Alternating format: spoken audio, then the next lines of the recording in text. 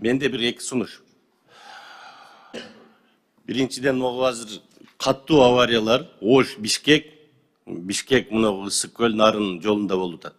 Өзүңүздөргө мониторинг жүргүзөсүздөр да кайсы участкаларда болот экен. Ошого мына Минтранстын орун басарында турат, эки жолду ортосуна бөлмө, мына тосмо коюш керек. Кайсы участкалар мониторинг жүргүзүп, мына акыркы азыр видео ролигиңизде да көрдүк. Анан мына Гавайи Токмок шаарынын ошо объездной жолдо. Ошол жерге тосмо эки жак ортосуна эки жолду тоскоон коюш керек. Ошондой сунуш. Мына көп авариялар, акыркы авария дагы ошол жерде болду. Билесиздер да. Ошондой участкаларга тосмо койсоңуздар.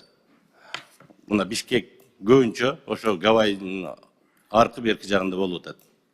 Сунушуңуздарды алып келсеңиздер, биз колдоо берсек.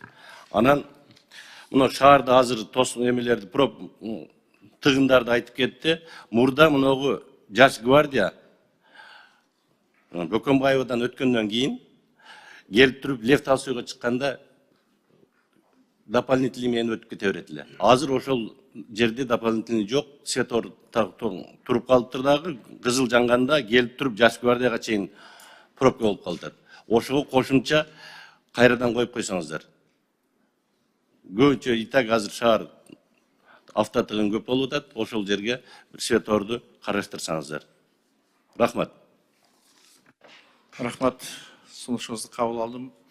Негизи тосмолор боюнча азыр биз Минтранс менен чогуу тыгыз иш алып барып атабыз. Быйылкы 6 айдын ичинде эле жалпысынан 206 сунуш Минтранска бердик, анда сырткары 437 сунуш жергиликтүү бийлик жана жол телефон кызматтарга бердик.